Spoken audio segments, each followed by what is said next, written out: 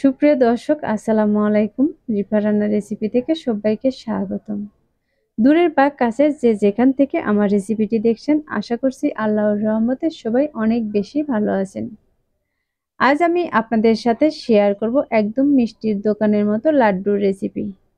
শুধুমাত্র 1 কাপ বেসন আর চিনি দিয়ে খুব সহজে ঘরেই তৈরি করে নিতে পারবেন। এই লাড্ডুর রেসিপিটি আমি খুব সহজভাবে দেখানোর চেষ্টা করেছি। আশা করছি আমার আজকের রেসিপি আপনাদের কাছে খুবই ভালো লাগবে। আমার রেসিপিটি যদি আপনাদের কাছে ভালো লেগে থাকে তাহলে আমার ভিডিওতে একটি লাইক দিয়ে শেয়ার করার অনুরোধ রইল। আমার চ্যানেলে এরকম সহজ আর মজার রেসিপি অনেক আছে, চাইলে একবার আমার চ্যানেল থেকে দেখে আসতে পারেন। আর তার আগে আমার চ্যানেলটি সাবস্ক্রাইব করে না থাকলে চ্যানেলটি সাবস্ক্রাইব করে বেল আইকনটি অন করে রাখবেন, তাহলে আমি নতুন কোনো রেসিপি আপলোড দেওয়ার সাথে সাথে সবার আগে আপনার কাছে পৌঁছে যাবে। তা আপনি যে কোনো সময় দেখে নিতে পারেন। তাহলে আর কথা না বাড়িয়ে চলে যাচ্ছি মূল রেসিপিতে। আজকের এই রেসিপিটি বানানোর জন্য প্রথমে মিক্সিং বলে দিয়ে দিচ্ছি 1 কাপ পরিমাণে বেসন। আমি এখানে 1 কাপ নিয়েছি, আপনারা চাইলে কিন্তু আরো বেশি করেও তৈরি করে নিতে পারেন। আর তার সাথে দিয়ে দিচ্ছি সামান্য পরিমাণে লবণ। এখন দিয়ে দিচ্ছি পরিমাণ মতো পানি। এই পানিটা দিয়ে আমি একটি চামচ দিয়ে এই বেসনটাকে খুব ভালোভাবে মাখিয়ে নিব। এই বেসনটাকে আমি 2 থেকে 3 মিনিটের মতো এভাবে খুব ভালোভাবে মাখিয়ে খুব সুন্দর একটি ব্যাটার তৈরি করে নিব। দেখতে পাচ্ছেন এগুলো মাখানোর পরে কিন্তু খুব সুন্দর একটি ব্যাটার তৈরি হয়েছে। আর এই ব্যাটারটা কিন্তু একটু ঘনই রয়েছে। তার জন্য আমি এর মাঝে আরো কিছু পানি দিয়ে দিচ্ছি। আমি এখানে কতটুকু পানি দিয়েছি তা কিন্তু দেখে বোঝাই যাচ্ছে। এবার পানিটা দেওয়ার পর এই ব্যাটারটাকে আমি আরো ভালোভাবে ফেটিয়ে নিব। এই ব্যাটারটাকে ফেটানোর পর দেখেন খুব সুন্দর একটি কিন্তু ব্যাটার তৈরি হয়েছে। এই ব্যাটারটা কিন্তু খুব ঘন হবে না, আবার খুব বেশি পাতলাও হবে না। চুলায় একটি ফ্রাই প্যান বসিয়ে তার মাঝে পরিমাণ মতো তেল দিয়ে তেলটাকে একটু গরম করে নিয়েছি। আর এগুলো ভাজার জন্য এখানে আমি একটি গোল ছিদ্রিযুক্ত ছাঁকনি নিয়েছি। এখন এই ছাঁকনির উপরে আমি একটু একটু করে ব্যাটার দিয়ে দিচ্ছি। আর দেখতে পাচ্ছেন এই ছাঁকনি থেকে ব্যাটারটা কিন্তু একটু নিজে নিজেই ঝরে যাচ্ছে। এই ছাঁকনিতে কিন্তু একবারে খুব বেশি পরিমাণে ব্যাটারটা দেওয়া যাবে না, একটু একটু ব্যাটার দিয়ে আমি চতুর্দিকে কিন্তু এরকম ছড়িয়ে নিব। এগুলো যদি আরো বেশি ডুবো তেলে ভাজা হয় তাহলে কিন্তু এগুলো আরো অনেকটাই ফুলকো ফুলকো হবে।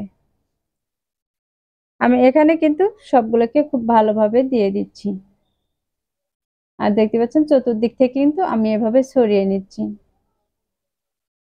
এখন আমি এই ছাঁকনিটাকে সরিয়ে নিচ্ছি। এই বেসনগুলো কিন্তু প্রথমে এরকম ছোট ছোট করে ঝুরি করে ভেজে নিতে হবে। আবার আপনারা চাইলে কিন্তু এটাকে বড় করেও ভেজে নিতে পারেন।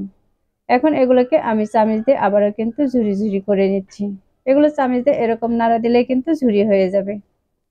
দেখতে পাচ্ছেন আমি কিন্তু চামচ দিয়ে এভাবে খুব সুন্দর করে নেড়ে নিচ্ছি, আর এগুলো কিন্তু নিজে নিজে ঝুরি হয়ে যাচ্ছে। আর এ পর্যায়ে কিন্তু এগুলো ভাজা হয়ে গেছে। এগুলো কিন্তু খুব কড়া করে ভাজার দরকার নেই। এরকম একটু কালার চলে আসলে এগুলোকে আমি তেল ঝরিয়ে উঠিয়ে নিব। এখন একটি শিরা তৈরি করে নিব। তার জন্য একটি ফ্রাই প্যানে দিয়ে দিচ্ছি 3 টেবিল চামচের মতো চিনি। মিষ্টিটা আপনারা আপনাদের পছন্দ অনুযায়ী দিয়ে দিতে পারেন। এখন এর মধ্যে দিয়ে দিচ্ছি সামান্য পরিমাণে পানি। পানিটা দিয়ে খুব ঘন একটি শিরা বানিয়ে নিতে হবে। আর এর মাঝে কিছু আমি ফুড কালার দিয়ে দিচ্ছি। এই কালারটা দিলে কিন্তু এই লাড্ডুগুলো দেখতেও খুবই সুন্দর দেখা যাবে। এবার চিনি আর পানিটাকে আমি 1 থেকে 2 মিনিটের মতো জাল করে নিব। চিনি আর পানিটাকে এভাবে জাল করে ঘন করে নিতে হবে। এ পর্যায়ে দেখতে পাচ্ছেন এই চিনির পানিটা কিন্তু একদম ঘন হয়ে এসেছে। এখন আমি যে বেসনটা ভেজে রেখেছিলাম সেগুলো দিয়ে দিচ্ছি। এবার এই চিনির শিরার সাথে ভালোভাবে নেড়েচেড়ে মিশিয়ে নিব।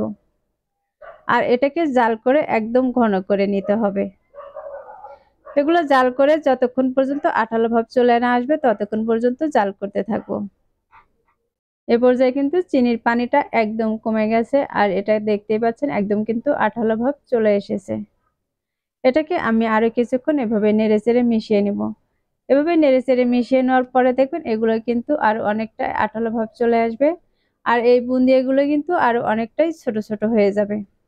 শিরাতে দেওয়ার পর এই বুন্দিয়াগুলো কিন্তু অনেকটাই নরম হয়ে যায়। তাই এরকম হাতা দিয়ে চাপ দিলেই কিন্তু ভেঙে গুঁড়ো হয়ে যাবে। আবার চাইলে কিন্তু এটাকে আপনারা ব্লেন্ডারে দিয়েও ব্লেন্ড করে নিতে পারেন। আমি ব্লেন্ডারে দিয়ে ব্লেন্ড করব না, আজকের এই মিষ্টিটা একটু দানাদার করে তৈরি করে দেখাবো, যে কারণে আমি এটাকে ব্লেন্ডারে দিয়ে ব্লেন্ড করে নিই। আপনারা চাইলে কিন্তু এর মাঝে কিশমিশ কিংবা কাজু বাদাম যে কোনো বাদাম কুচি করে দিয়েও এই মিষ্টিটি বানিয়ে নিতে পারেন। আর এ পর্যায়ে দেখতেই পাচ্ছেন এগুলো কিন্তু ভাজা হয়ে গেছে আর এগুলো কিন্তু একদম আঠালো ভাব চলে এসেছে। এ পর্যায়ে এগুলোকে আমি একটি বাটিতে উঠিয়ে নিব। দেখতে পাচ্ছেন আমি কিন্তু সবগুলোকে একটি প্লেটে উঠিয়ে নিচ্ছি। আর এগুলো কিন্তু এখন অনেকটাই গরম রয়েছে। আর এগুলো কিন্তু হালকা গরম অবস্থায় এই লাড্ডুগুলোকে তৈরি করে নিতে হবে। তার আগে হাতে সামান্য পরিমাণে তেল লাগিয়ে নেবেন, তাহলে লাড্ডুগুলো বানানোর সময় কিন্তু হাতের সাথে আর লেগে যাবে না। হাত দিয়ে চেপে চেপে একটু গোল করে নিয়েছি, এবার দু হাতের তালুতে দিয়ে আরেকটু গোল করে নিচ্ছি। দেখতে পাচ্ছেন আমি কিন্তু দু হাতের তালুতে দিয়ে আরেকটু গোল করে খুব সুন্দর করে বানিয়ে নিয়েছি। এ পর্যায়ে কিন্তু একটি তৈরি হয়ে গেছে, আমি আরেকটি বানিয়ে দেখিয়ে দিচ্ছি। আর একইভাবে কিন্তু আমি এখানে কিছু বেসন হাতে নিয়ে নিয়েছি আর হাত দিয়ে এরকম করে গোল করে নিচ্ছি। দেখতে পাচ্ছেন এটা কিন্তু হাত দিয়ে চেপে চেপে একটু গোল করে নিয়েছি। আর এগুলো কিন্তু গরম অবস্থায় একটু নরম থাকে, যখন ঠান্ডা হয়ে যাবে তখন কিন্তু এগুলো আরেকটু শক্ত হয়ে আসবে। আর একইভাবে কিন্তু আমি সবগুলোকে বানিয়ে নিয়েছি। এগুলো বানানো হয়ে গেছে, এখন এর উপরে আমি কিছু কাঠবাদাম কুচি করে দিয়ে দিচ্ছি। এটা অপশনাল, আপনারা কিন্তু না চাইলে বাদ দিতে পারেন। আমি এগুলো উপরে দিয়ে দিচ্ছি, এগুলো উপরে দেওয়ার পরে কিন্তু এগুলো দেখতে আরেকটু সুন্দর দেখা যাবে। তাহলে দর্শক দেখতেই পেলেন কত সহজে এই রেসিপিটি বানিয়ে নিলাম। হঠাৎ যদি মিষ্টি খেতে মন চায় তাহলে কিন্তু ঝটপট এই মিষ্টিটি বানিয়ে নিতে পারেন। আশা করছি প্রতিদিনের মতো আমার আজকের রেসিপি আপনাদের কাছে খুবই ভালো লেগেছে আর সহজে লেগেছে। এই মিষ্টিগুলো বানিয়ে কিন্তু যে কোনো অতিথি আপ্যায়নে দিয়ে দিলে দেখবেন অতিথিরা কিন্তু বুঝতেই পারবেন না যে এই মিষ্টিটা বাসায় তৈরি করেছেন নাকি দোকান থেকে নিয়ে এসেছেন।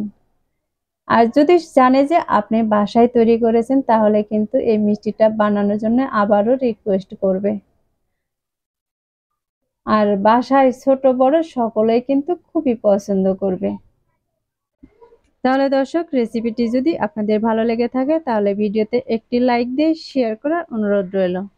রেসিপিটি বাসায় অবশ্যই একবার ট্রাই করবেন আর আমাকে কমেন্টে লিখে জানাবেন আমার আজকের রেসিপি আপনাদের কাছে কেমন লেগেছে। যারা আমার চ্যানেলটি এখনো সাবস্ক্রাইব করেনি তাদেরকে চ্যানেলটি সাবস্ক্রাইব করার অনুরোধ রইল। আর যারা চ্যানেলটি সাবস্ক্রাইব করেছেন তাদেরকে অসংখ্য ধন্যবাদ। কথা হবে আবারও সহজ কোনো রেসিপি নিয়ে। সবাই ভালো থাকবেন, সুস্থ থাকবেন। আল্লাহ হাফিজ।